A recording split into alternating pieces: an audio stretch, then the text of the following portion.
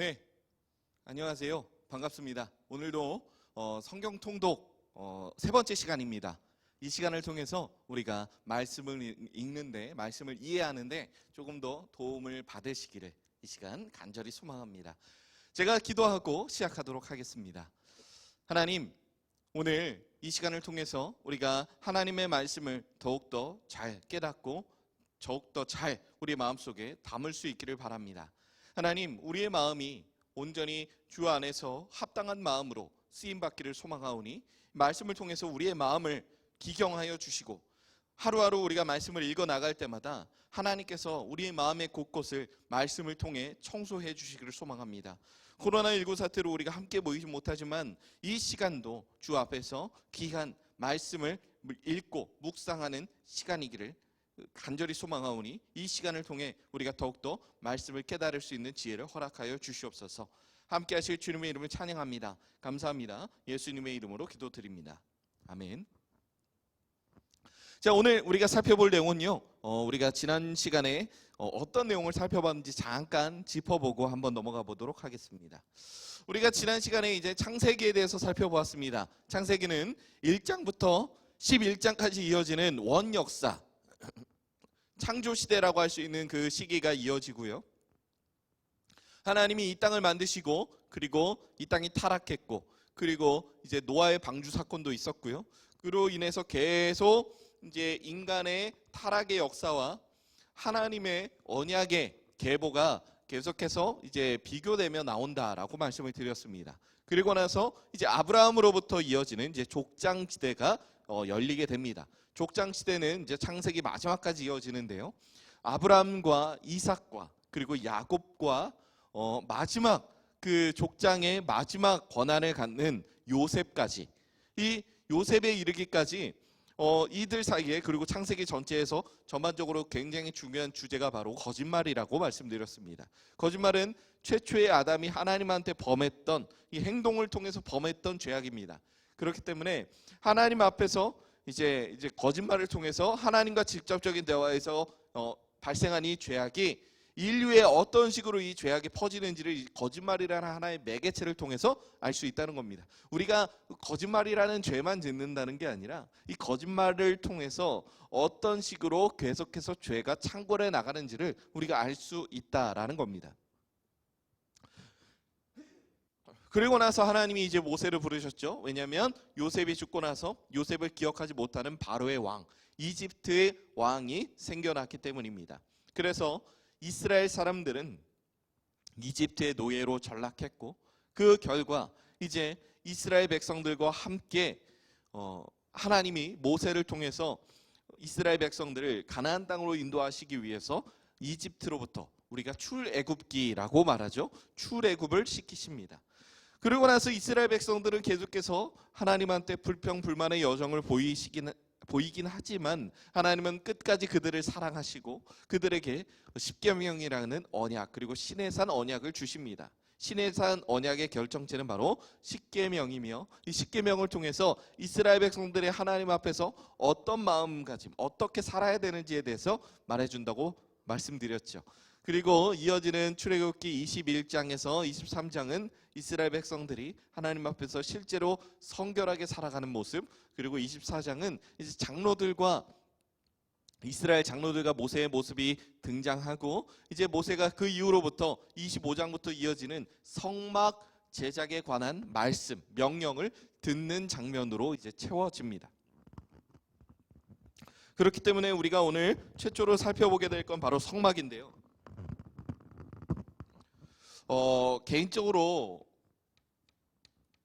성막은 이 시간에 사실 자세히 다룰 수 있는 성질의 내용이 아닙니다. 왜냐하면 성막 하나만 해도 우리가 사실 한 7, 8시간짜리 강의가 나올 수 있어요.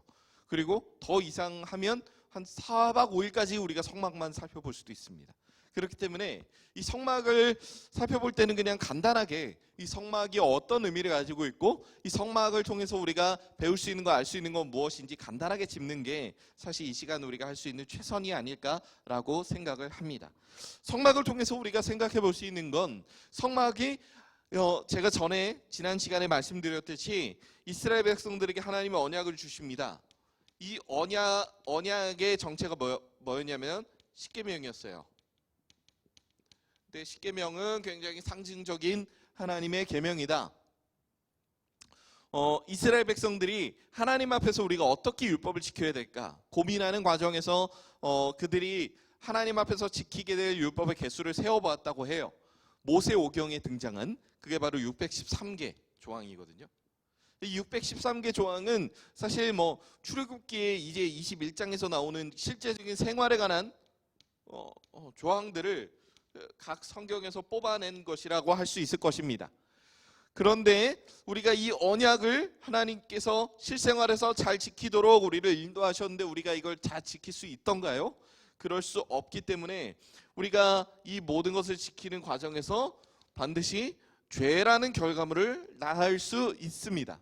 이 죄라는 결과물을 낳을 때 하나님이 이제 다시 돌이킬 수 있는 하나의 과정으로 바로 성막을 주셨다는 거죠.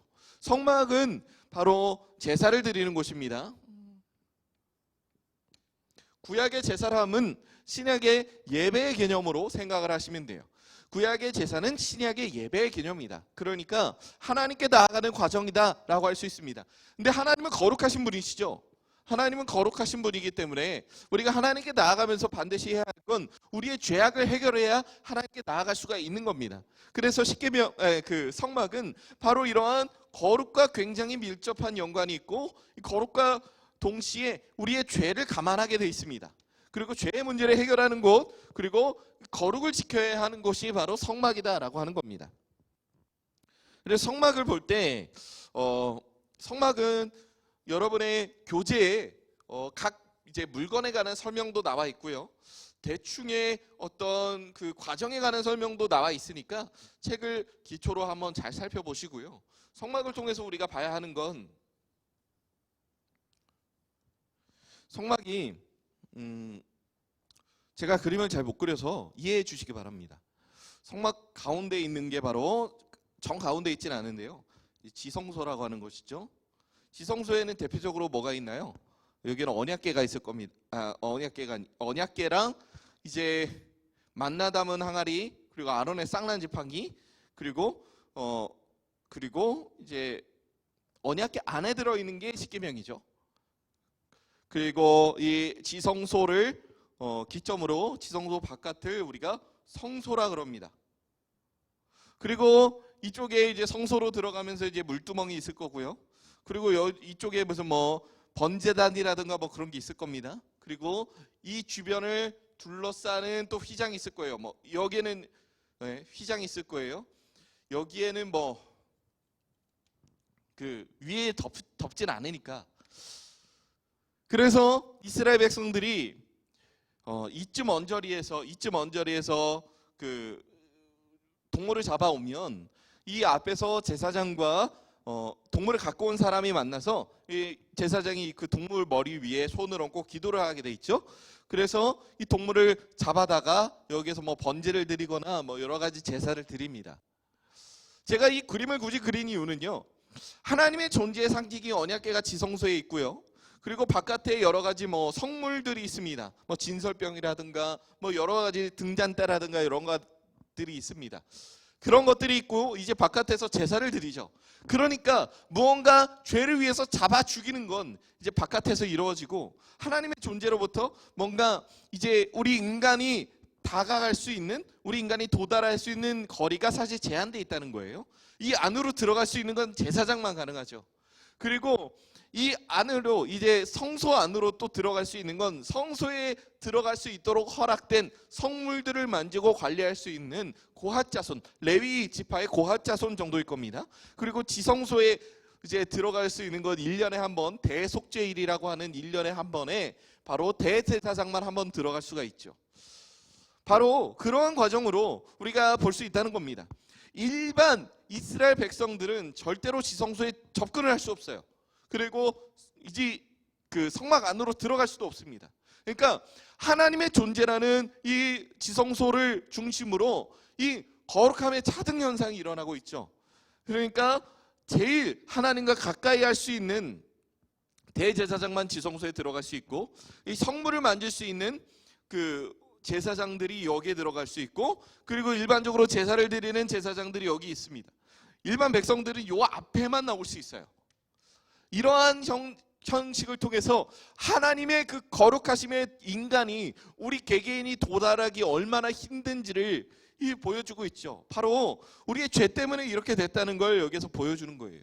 이 책을 통해서 우리가 볼 수 있는 건 이게 바로 하나님 나라의 예배의 모형이다라고 말하고 있고요. 그리고 어쨌든 하나님께 나아가라 하나의 과정이고 땅 위에 건설된 곳이니까 이 하나님을 만나는 이 에덴 동산의 회복의 모형을 보여준다라고 이 책에서 설명하고 있습니다. 그런데 우리가 우리 죄 때문에 그 너무나도 멀어지게 된 하나님과의 거리를 이 성막이 우리에게 잘 설명해주고 있음을 우리가 알 수 있다는 겁니다. 그리고 여기에 동시에 나중에 레위기를 통해서 살펴보게 될 건데요. 우리가 대속죄일이라는 게 있어요. 그런데 이 대속죄일에 대제사장이 1년에 한 번 여기에 지성소에 들어간다고 합니다. 대제사장이 평소에 입는 옷을 우리가 에봇이라고 해요. 대제사장 한 사람만 입습니다. 왜냐하면 이 에봇에 박힌 보석과 옷감을 통해서 현재 시가를 따져보니까 지금의 시가로는 한 10억 정도에 육박한다고 합니다. 굉장히 비싼 옷이죠.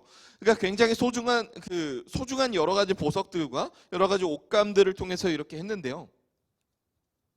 대제사장이 이제 대속죄일에 1년에 한 번 이제 지성소에 들어가는 과정에서 에봇을 벗고 흰색 흰색 옷만 입고 이제 한번 들어갑니다.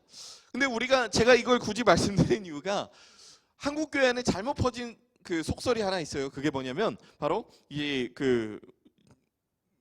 발목에 방울을 달고 들어간다라고 하는 거거든요. 발목에 방울을 들고 들어가지 않습니다. 그게 잘못된 속설 중에 하나예요. 그리고 뭐 끈을 매달고 간다. 그러지 않습니다. 1년에 한 번 그냥 흰색 옷을 입은 대제사장이 지성소를 한번 들어가는 거예요.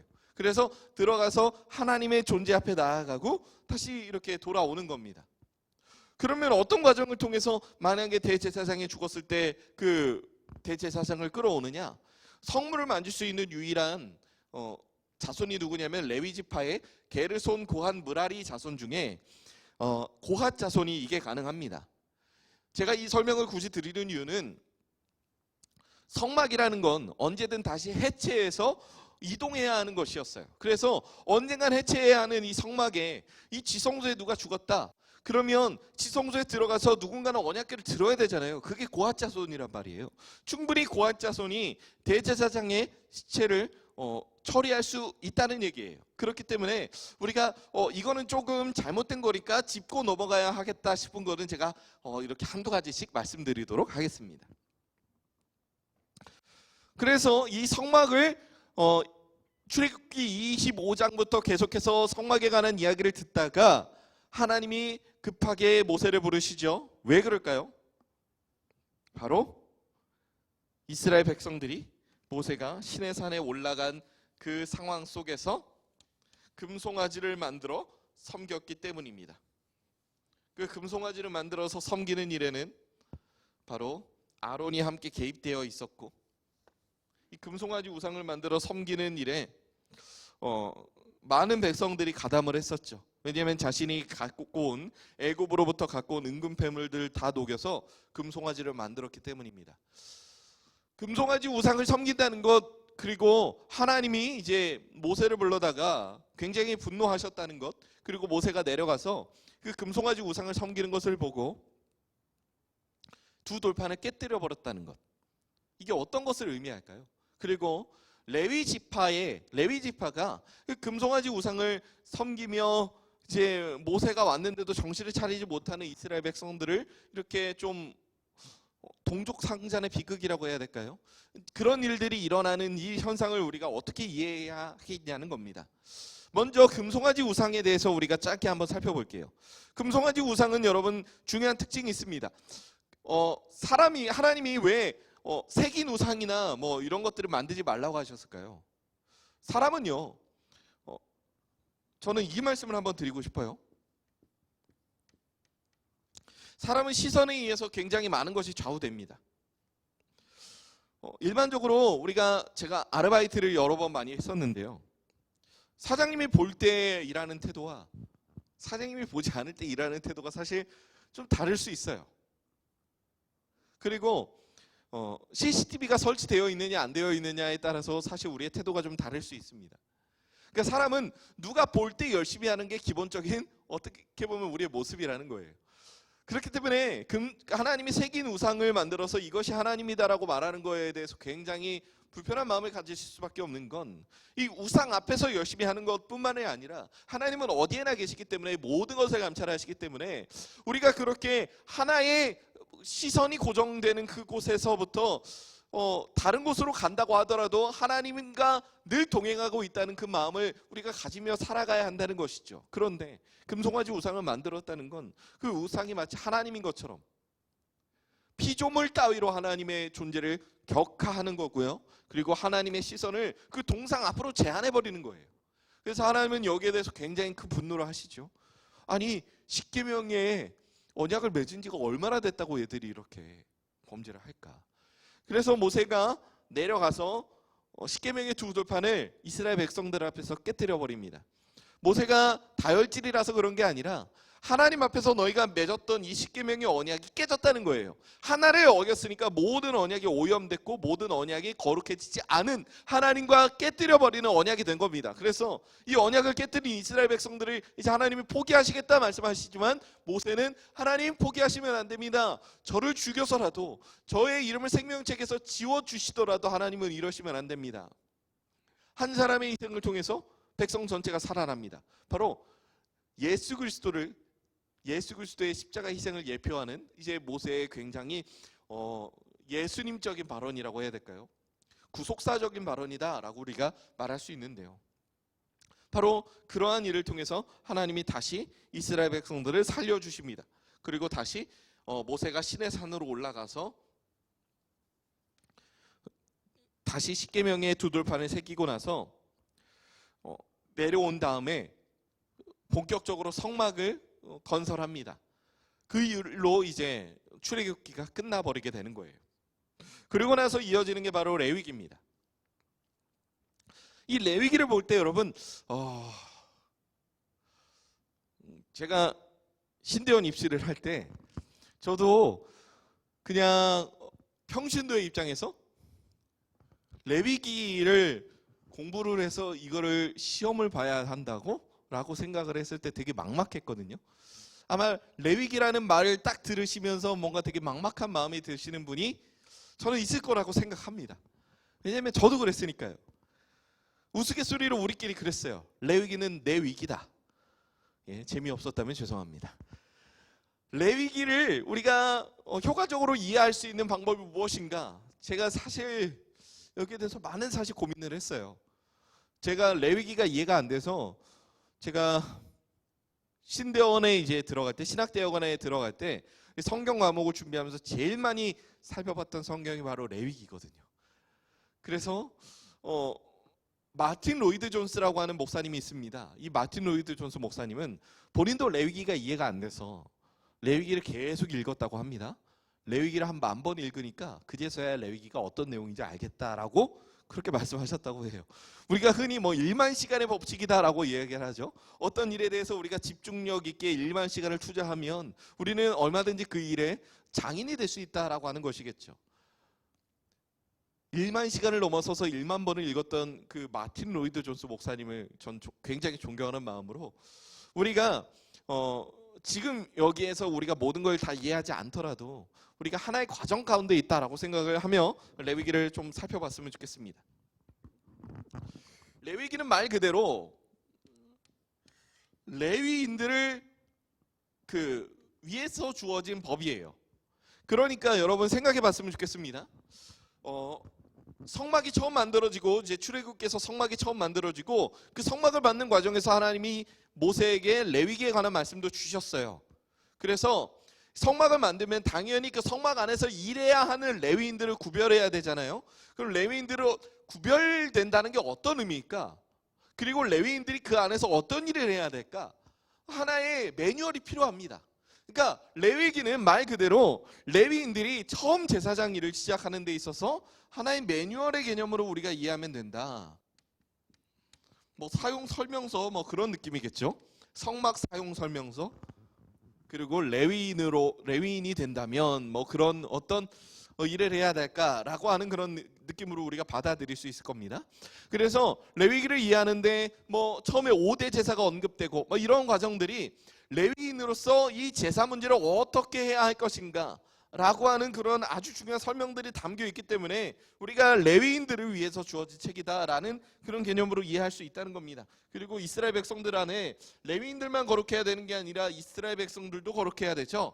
그러니까 거룩의 최전선에 선 제사장으로서 레위인들이 어떻게 이스라엘 백성들 사이에 일어나는 이런 거룩함의 문제를 해결할 수 있을까? 예를 들어서 하나의 질병이 생겼습니다. 유출병, 뭐 나병 이런 부분들을 어떻게 구별함으로 이스라엘 백성들 안에 정결함을 유지할 수 있을까에 대한 여러 가지 문제를 계속해서 고민하는 거죠. 바로 그러한 내용을 담은 것이 레위기라는 겁니다. 우리가 먼저 살펴봤으면 좋겠습니다. 레위기의 가장 핵심이라고 할 수 있는 5대 제사. 5대 제사는 5가지 제사를 말하는 거겠죠. 번제, 소제, 화목제, 그리고 속제제, 속건제는 이쪽에 쓰겠습니다. 속건제. 자, 하나하나 제가 설명을 드릴게요. 번제는요, 재물을 갖고 옵니다. 이거를 통해서 그냥 다 태워버려요. 번제는 이 재물 자체를 아예 쓸모없게 만드는 거예요. 이 재물 자체를 전부 다 태워버려서 아예 쓸모없게 만든다는 건 완전한 헌신, 완전한 희생을 뜻합니다. 그러니까 그러니까 이 모든 제사는 사실 이제 예수 그리스도의 어떤 십자가에서의 사역을 예표하는데요. 이 번제는 자기 자신을 전부 들여서 누군가의 죄를 사하는 완전히 자기 자신을 들여서 다른 누군가의 죄를 용서받는 그런 완전한 희생과 완전한 섬김을 뜻한다라고 할 수 있습니다. 소제의 특징은 이제 곡식을 드립니다. 곡식을 드리거든요. 곡식만 드립니다. 그러니까 땅의 소산을 드리는 게 소제예요. 땅의 소산을 드리는데 여러분 제가 드리는 설명 외에 이 책에 각각의 제사에 대한 설명과 여러 가지 볼 수 있는 것들이 나와요. 그러니까 반드시 책을 읽고 이 설명을 들으셔야 여러분의 이해 폭이 넓어지십니다. 나는 이거부터 볼 거야 라고 하면 사실 조금 이해하시기 힘든 부분도 있을 거예요. 다시 돌아가서요. 소제는 곡식을 드립니다. 그러니까 땅의 소산을 드리는 하나님께 드리는 감사제라고 할 수 있어요. 그러니까 많은 이제 목사님들이 우리가 추수감사절을 성경에 어떤 것과 빗대어 설명할 수 있을까라고 했을 때 가장 먼저 많이 언급하는 게 바로 이게 소제입니다. 소제는 땅의 소산을 하나님께 감사하는 마음으로 드리는 감사제의 성격을 지닌다라고 우리가 할 수 있을 것입니다. 화목제는 이제 잔치의 성격을 지니는데요. 그 이유가 화목제에 이제 서원하는 예물이나 자원하는 예물, 그러니까 특수한 2가지의 경우를 빼고 화목제는 반드시 그 당일에 이 제물을 싹 다 먹게 돼 있습니다. 그러니까 우리가 소 한 마리를 잡는다고 생각해 보거나 아니면 양 한 마리를 잡는다, 염소 한 마리를 잡는다라고 생각해 봤을 때 가족들만 소 한 마리를 어떻게 하루에 먹을까요? 그게 힘들죠. 그러니까 이 마을에 있는 모든 사람들이 함께 모여서 화목제의 잔치를 즐깁니다. 그러니까 이 화목제는 마치 지금의 어떻게 보면 성찬의 개념과도 조금 연관이 있을 수 있다라고 여러분 생각해 볼 수 있어요. 함께 모여 제물의 살을 함께 나누면서 이 고기를 함께 나누면서 우리가 하나님 앞에서 하나님과 우리 사이가 화목해 된 것에 대해서 기쁨으로 이 제사를 나누는 거예요. 이렇게 우리가 성찬의 의미가 함께 포함되어 있다. 잔치의 성격을 지닌다라고 할 수 있을 것입니다. 속죄되는 말 그대로 이거를 이해할 수 있는 가장 중요한 핵심은 바로 회개입니다. 하나님 앞에서 우리의 잘못을 고백하는 것은 바로 속죄제의 중요한 성격이다라고 우리가 규정할 수 있을 것입니다. 속죄제와 속건제에 대한 구분을 사실 많은 분들이 굉장히 힘들어하세요.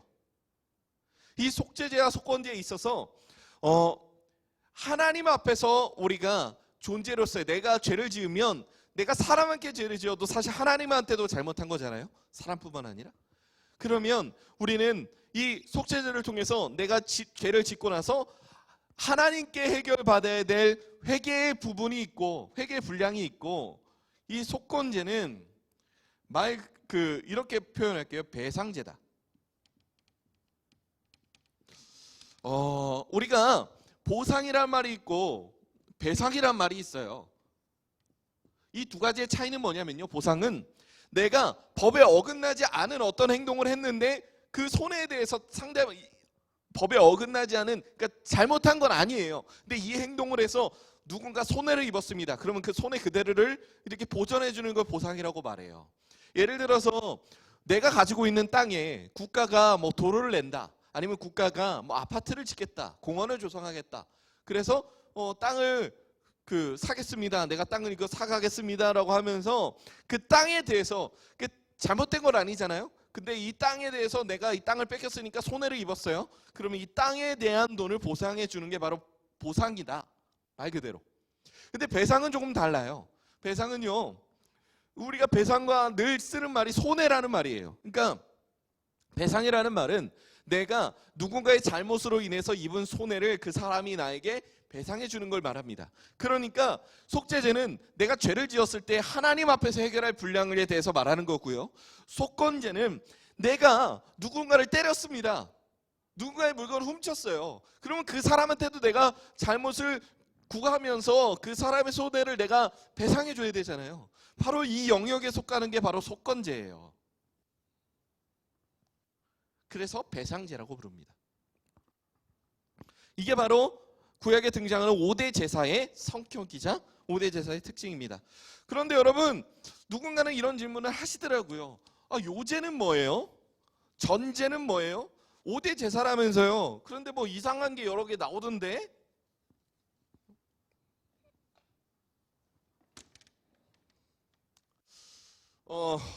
보세요.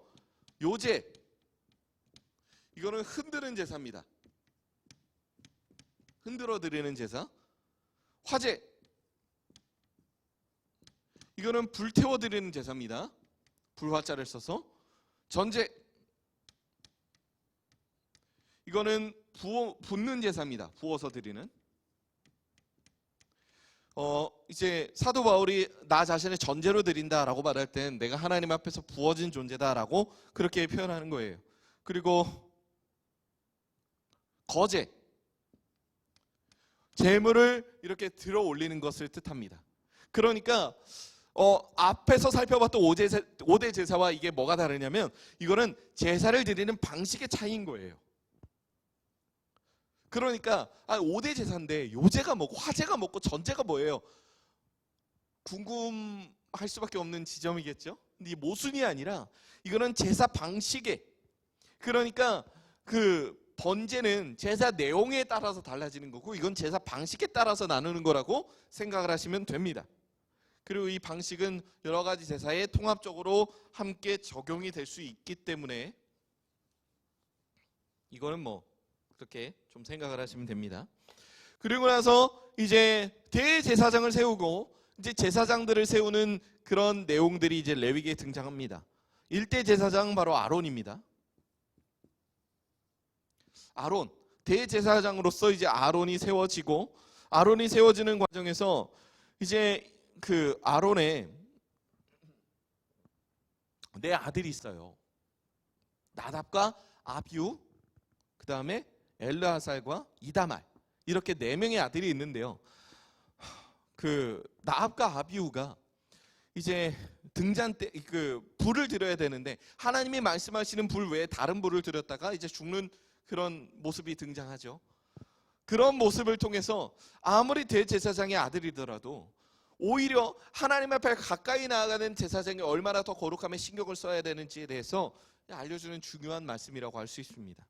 그 이후로 등장하는 내용들은 이스라엘 백성들이 실질적인 삶에서 지켜야 할 그런 내용이에요. 그러니까 레위기 1장에서 10장은 이제 제사에 관한, 그리고 대제사장이 세워지는 과정에 관해서, 그리고 이들이 지켜야 될 거룩에 관해서 말하고 있다면 11장부터의 내용은 이스라엘 백성들의 실질적인 삶 가운데에서 지켜야 할 거룩에 대제사장이 어떤 규정을 내려줘야 하고 어떠한 역할을 수행해야 하는가에 대한 내용을 담고 있습니다. 그래서 레위기는 이렇게 크게 두 부분으로 나눌 수 있어요. 레위기에서 우리가 살펴보는 가장 중요한 부분 중에 지금도 오해가 되고 지금도 회자가 되는 부분 중에 하나가 뭐냐면 11장에 등장하는 음식물 규례입니다. 모든 걸 다 살펴볼 수가 없으니 제가 하나하나 조금 이렇게 짚어드리겠습니다. 음식물 규례에 관해서 혹자는 이게 건강 때문이다라고 말하지만 저는 건강 때문이라고 보지는 않습니다. 왜냐하면 이 음식물 규례의 가장 중요한 핵심은 하나님이 정하신 것이에요. 이 음식물 규례에 관해서 예를 들어서 이제 뭐 굽이 갈라진 거, 그 비늘이 있는 것 없는 거, 이런 것들을 우리가 구별해서 먹죠. 그러니까 쉽게 말하면 지금 우리가 그 구약 시대 때 못 먹었던 거, 비늘이 없는 걸 못 먹었으니까 장어를 못 먹겠죠. 예를 들어서. 근데 장어는 대표적인 스테미너 음식이라는 거죠. 그리고 예전에 못 먹었던 음식물 중에 그 소를 옛날에 먹었고 돼지를 못 먹었습니다. 그런데 일반적으로 소는 체온, 그 기름이 체온에 녹지 않는다라고 말하고 있고요. 돼지는 녹는다라고 말하고 있어요. 그래서 소를 많이 먹는 게 그렇게 건강에 도움은 되지 않는다라는 얘기를 제가 들었습니다. 소가 훨씬 더 맛있게 먹을 수 있지만, 그리고 소가 훨씬 더 지금도 비싸지만, 그런데 이 음식물 규례가 건강의 문제로 치부하기에는 사실 굉장히 불리한 부분이 있다라고 하는 거죠. 그렇기 때문에 이것은 어떤 다른 이유, 다른 어떤 원인을 찾기보다는 하나님이 정하신 하나님의 기준을 따라서 나눈 것이다 라고 우리가 볼 수 있다는 겁니다. 그리고 유추병이나 문둥병이나 출산에 관한 규례나 여러 가지 것들이 나오는데요. 그리고 심지어 굉장히 좀 재미있는 과정 중에 하나가, 이 곰팡이를 말하는 건지 모르겠는데 집문둥병이라는 게 있어요. 집문둥병, 집나병. 이 나병의 흔적이 또 집에도 있고 여러 가지 이런 것들을 말하는데요. 이런 부분들에 대해서 이제 제사장이 어떻게 이 것들을 처리할 것인가에 대한 여러 가지 것들을 이제 알려주고 있는데, 가장 중요한 건 여기에서 가장 중요한 건 이제 접촉의 문제입니다.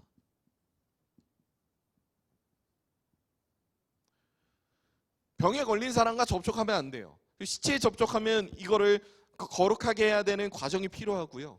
그러니까 여러 가지 접촉에 관한 일관된 입장을 이제 거룩이라는 주제로 이끌어내고 있다는 거죠. 그러니까 병에 걸린 사람과 접촉하면 안 되고, 어떤 부정한 물건과 접촉하면 안 되고, 부정한 사람과 접촉하면 안 되고, 이런 문제들이 여기에서 계속해서 등장하고 있다는 겁니다. 이런 개념으로 이해를 하시면 좋을 것 같고요. 나중에 신약에 살펴보겠지만 예수님이 그래서 이 내용을 통해서 우리가 볼 수 있는 건, 예수님은 이 사람 저 사람 병 고쳐 주시겠다고 여기저기 가서 그 병자의 몸에 손을 얹으시거든요. 그리고 병자들이 예수님의 몸에 또 손을 얹기도 하고요. 예수님의 옷자락을 잡거나. 그러니까 이런 내용들을 통해서 접촉을 하면 안 된다라고 하는 이 개념이 이 거룩을 시키는 방법인데, 예수님은 안 그러셨잖아요. 왜냐하면 부정함은 접촉을 통해서 전염이 된다라는 게 하나님이 주신 법의 특징 중에 하나거든요. 그럼 예수님이 왜 그러셨을까요?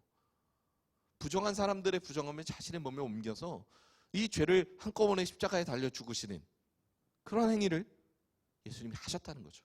그러니까 레위기를 통해서 우리가 예수님의 십자가의 그 본질적인 의미를 우리가 볼 수 있다는 거예요. 그리고 예수님의 그 공생애가 3년 이상 이어진 이유가, 그냥 십자가에 달려 죽으시면 되는데 굳이 3년이라는 공생애를 두신 건 바로 이러한 과정을 예수님께서 이제 두기 위함이라는 거죠.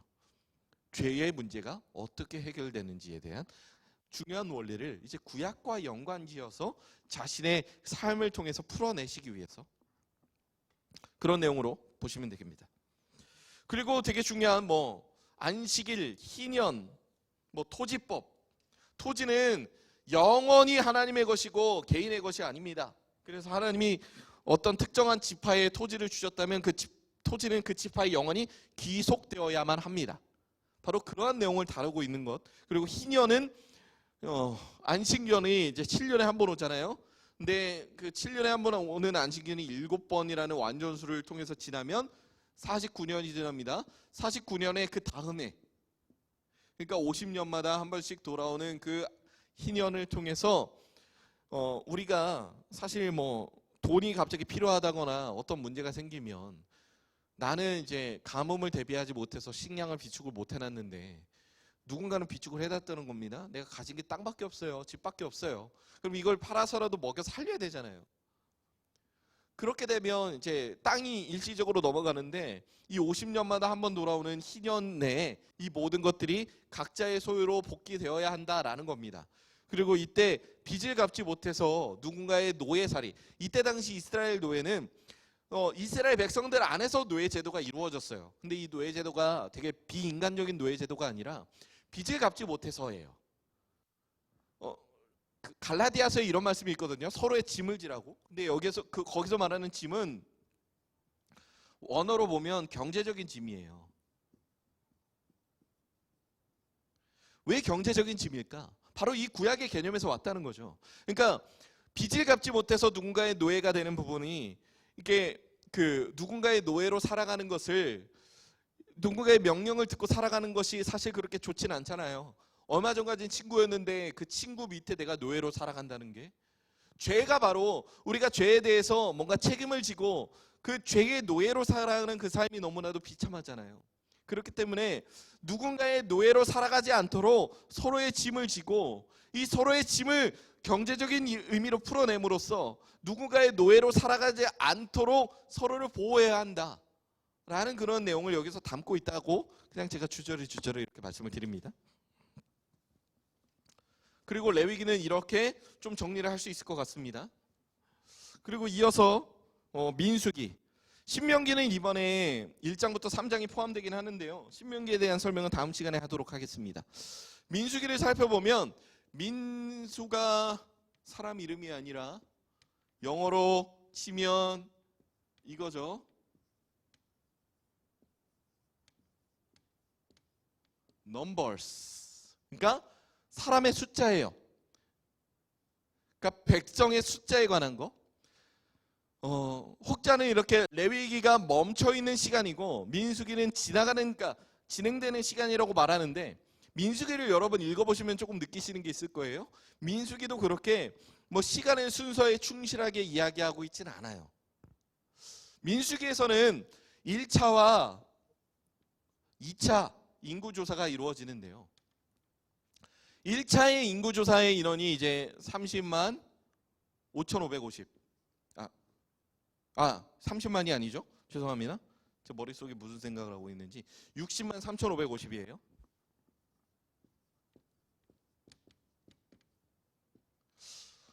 (60만 3,550이라는) 이 숫자가 사실 장정만 60만 명이다라고 하는 게 출애굽기에 나와요. 그러니까 민수기와 출애굽기는 굉장히 좀 겹치는 시간대를 또 갖고 있다. 그리고 2차 인구조사가 몇 명이었죠? 60만 1,750인가요?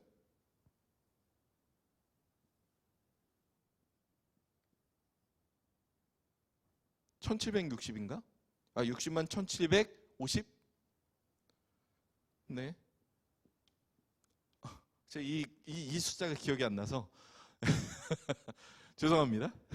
이런 건 숙지를 해야 되는데. 뭐 여하튼 제가 이거를 굳이 언급한 이유가요. 민수기는요, 사람 숫자에 관련된 책이라고 말씀드렸잖아요. 그러니까 민수기는 1차에서 2차까지 인구조사의 시간적 격차가 38년이다라고 말하고 있어요. 그러면 38년 동안 도대체 어떤 이야기들이 있었기에 인구가 늘지 않고 이렇게 줄었는가? 이 사이에 어떤 일이 있었기에 인구가 이렇게 변화했는가? 1차는 출애굽 1세대의 인구고요. 2차는 출애굽 2세대, 그러니까 가나안에 들어갈 사람들의 인구예요.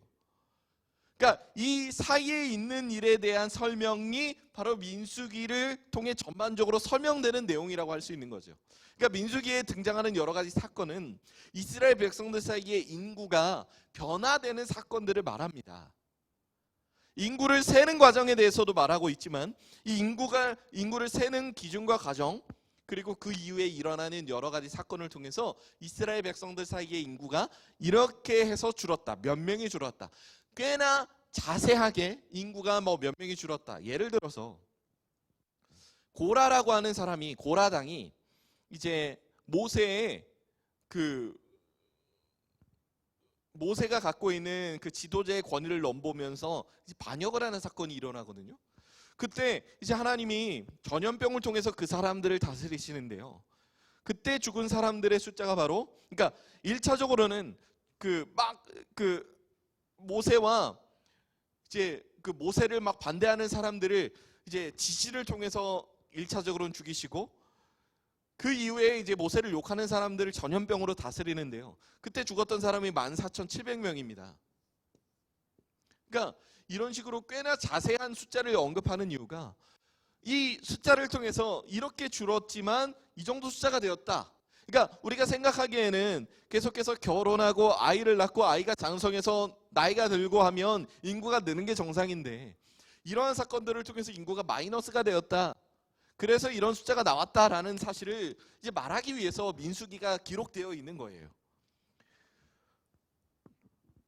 그리고 민수기는 출애굽한 백성들과 그 이후에 실질적으로 가나안에 들어갈 사람들에 대한 인구를 이렇게 나눔으로 인해서 누가 실질적으로 가나안에 들어갈 수 있는 사람인지에 대한 그 기준과 왜 가나안에 들어가지 못했는지에 대한 이유 또한 제시하고 있습니다. 민수기 13장에 어떤 사건이 나오냐면요, 바로 열두정탐꾼 사건.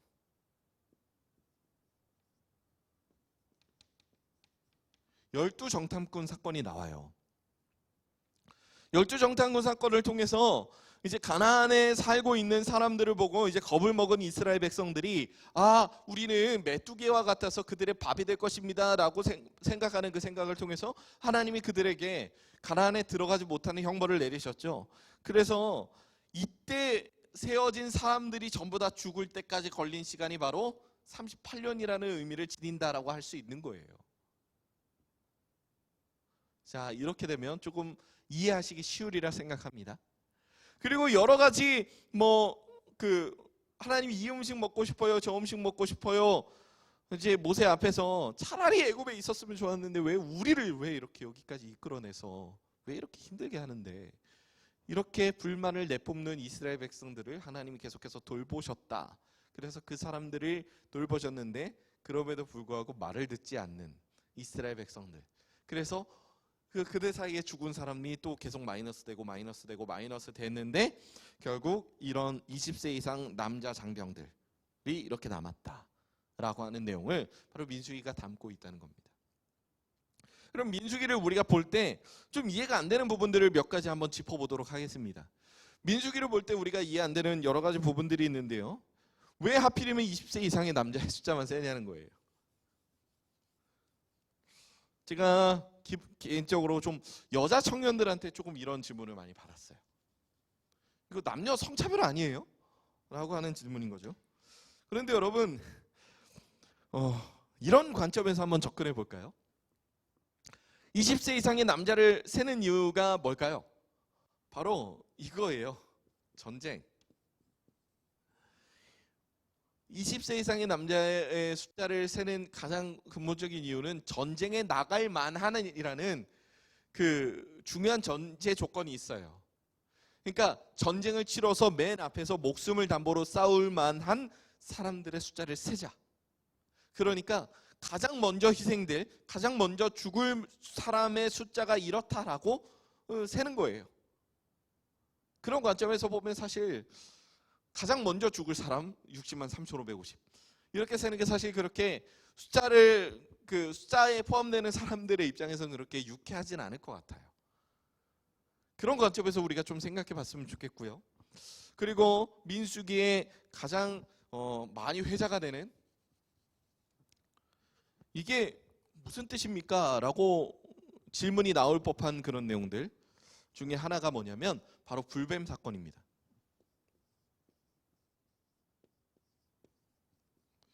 이스라엘 백성들이 광야에서 이제 말을 계속 안 들어요. 말을 계속 듣지 않는단 말이에요. 그런데 거역하니까 하나님이 이제 불뱀을 풀으셔서 실제로 광야에서 사는 독성이 굉장히 강한 뱀이라고 합니다. 이 불뱀을 푸시고 또 이집트의 우상 중에 하나였다고 해요. 그래서 너네가 믿는 우상에 한번 발등 찍혀봐라 라고 하는 느낌으로 불뱀, 자꾸 애굽 얘기를 하니까, 자꾸 이집트 얘기를 하니까, 그래서 불뱀을 푸셔서 이스라엘 백성들이 이렇게 물림을 당하게 되죠.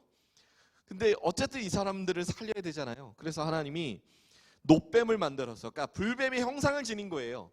놋뱀을 만들어서 지팡이에 그거를 달아서 이렇게 들고 그거를 쳐다보는 사람마다 불뱀에 물린 그 상처가 모두 낫게 되고 살아게 될 것이다. 그런데 요한복음 말씀을 보면, 요한복음 3장 말씀을 보면 이 높이 들린 이 놋뱀의 형상이 바로 예수님을 상징하고 예표한다.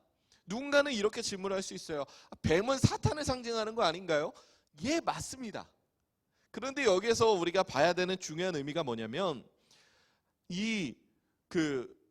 첫 번째는 이스라엘 백성들이 하나님 앞에서 불만을 표했을 때 그 불만의 핵심적인 공통적인 내용 중에 중요한 게 뭐냐면, 하나님, 우리가 차라리 이집트에 있었으면 좋았을 건데 왜 우리를 불러내셔서 우리를 이렇게 힘들게 하세요? 라는 내용이었어요.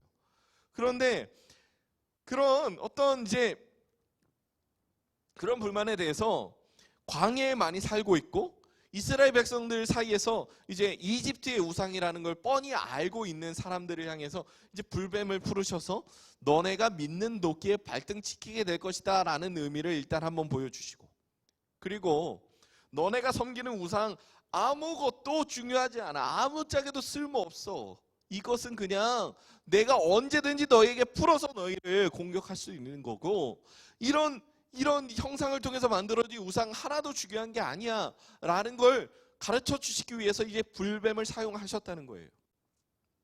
불뱀을 잡아다가 불뱀을 매달고 들었다는 건 이 불뱀의 우상을 보고 섬기라는 게 아니라 불뱀이 하나님의 만든 피조물에 불과하다라는 거예요. 그리고 매달아서 올렸다는 거 결박했다는 거잖아요.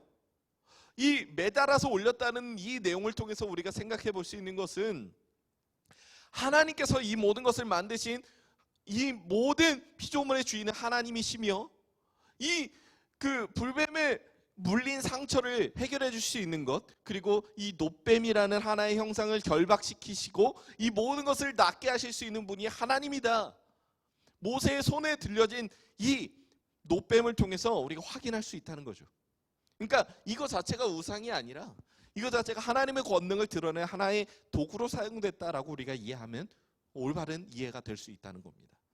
그리고 민수기에 등장하는 내용 중에 우리가 생각해 보면 조금 어려운 개념이 하나 나오는데요. 바로 도피성이라고 하는 개념이에요. 화면이 나와야 되니까 이거 그냥 다 지우겠습니다.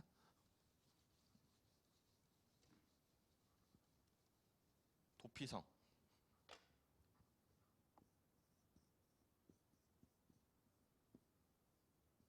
민수기 35장에 처음 등장해요. 도피성이 왜 등장하냐? 저는 도피성을 이렇게 보통 표현합니다. 도피성은 현재 감옥이에요. 감옥. 예를 들어서요, 율법에 따르면 사람을 고의로 죽인 사람은 죽음으로써 그 형벌을 대신해야 합니다. 그런데 성경이 이제 어떤 예가 나오냐면, 이제 나무를 한다라고 했을 때 우리가 나무를 하는 가장 중요한 도구 중에 하나가 도끼였겠죠. 도끼를 하다가 이 도끼를 쳐보신 분들, 저보다 쳐본 분들이 아마 많을 거예요. 도끼를 치다 보면 이 도끼 끝이 이게 나무에 쇠붙이를 매다는 거기 때문에 쇠붙이가 이렇게 훌렁하고 빠지게 되잖아요. 가끔. 아니면 도끼질을 하다가 힘이 약해져서, 팔 힘이 약해져서 도끼를 놓치게 되는 일이 생기기도 합니다. 근데 하필이면 그 자리에 사람이 지나가고 있었던 거예요. 그러면 그 사람이 죽으면 어떻게 될까요? 나는 어쨌건 살인자예요. 그런데 그 사람을 죽일 의도가 전혀 없었어요. 현재의 법을 통해서 생각해 보면 이것을 우리가 과실치사라고 말합니다. 죽이려고 죽인 걸 우리는 살인이라고 하고요. 살인. 그러니까 지금 현재 우리나라 법에서도 이제 그 살인이라는 건 죽일 의도가 있었다. 그 의도가 전제됐고 실제로 결과도 죽였다라고 했을 때 살인이고요. 죽일 의도는 있었는데 못 죽였다 하면 살인 미수가 되겠죠. 과실치사는 죽일 의도가 없었어요. 근데 어쩌다 보니까 실수로 죽이게 됐어요. 근데 과실치사는 실수로 죽이려다가 못 죽이는 경우는 없어요. 애초에 죽일 의도가 없었으니까. 그래서 과실치사는 미수가 없어요. 그러니까 이 도피성은 살인은 어쨌든 죽이면 되는데 과실치사의 문제를 똑같이 죽이면 이게 정당하냐는 거예요. 예를 들어서 살인은 죽이면 되지만 과실치사는 그 사람을 죽이게 되면 이 과실치사를 저질러서 이제 누군가를 죽였어요. 그러면 그 사람도 가족이 있겠죠? 그러면 그 사람의 가족이 이렇게 말할 수 있잖아요. 일부러 그런 것도 아니고 실수로 그런 건데 죽이는 건 너무하지 않냐라면서 서로 복수가 서로 오갈 수 있다는 거예요. 이 모든 것을 방지하기 위해서 만들어진 게 도피성이라는 겁니다. 만약에 누군가 과실치사를 저질렀습니다. 실수로 죽였어요. 그러면 그 주변에 있는 도피성으로 도망갑니다. 도피성에 들어가면 피해 보복자, 그러니까 죽은 사람의 가족들이 가도 정당하게 죽일 수가 없어요. 도피성 안에 들어가서 복수를 하면 살인죄가 돼요. 이렇게 우리가 생각해 볼 수 있다는 거예요. 그런데 이 도피성에 계속해서 있으면서 똑같이 노동을 하면서 똑같이 이렇게 먹고 살겠죠. 근데 가족들도 마음껏 보지 못할 겁니다. 도피성이 언제까지 있어야 될까요? 그때 이제 대제사장이 죽을 때까지. 대제사장이 임기가 마치고 죽을 때까지. 그러니까 굉장히 좀 오랜 시간 동안 있을 수도 있어요. 그러니까 가족도 마음대로 못 보고 오랜 시간 동안 있고, 그렇지만 그 안에서는 그 나름 인격적인 과정을 통해서 하나의 공동체를 이루며 살아가는 곳, 그것이 도피성이고 지금의 개념으로 하면 감옥이다라고 볼 수 있습니다. 근데 지금의 감옥보다는 훨씬 더 인격적인 곳이다라고 할 수 있겠죠. 이런 내용으로 도피성을 생각해 보시면 좋을 것 같습니다. 예, 오늘의 내용은 여기까지 살펴보면 좋을 것 같고요. 여러분 반드시 책을 읽고 이 강의를 들으시고요. 그리고 궁금하신 건 각 반을 맡으신 교육자분들에게 질문을 해주시면 좋을 것 같습니다. 그러면 우리가 다음 시간까지 이제 이 내용들 열심히 읽으시고 다음 시간에 제가 또 여러분이 성경을 잘 읽으실 수 있도록 열심히 준비해서 오도록 하겠습니다. 기도하고 마치도록 하겠습니다. 하나님, 오늘 이 말씀을 통해서 우리가 하나님 아버지의 마음을 잠시나마 생각해 봅니다. 이스라엘 백성들, 그 거역하는 이스라엘 백성들을 끝까지 포기하지 않으신 그 하나님의 마음을 가지고 우리가 이 말씀을 통해서 나를 끝까지 포기하지 않으신 하나님 아버지의 마음을 경험케 도와주시옵소서. 함께 하실 주님의 이름을 찬양합니다. 감사합니다. 예수님의 이름으로 기도드립니다. 아멘.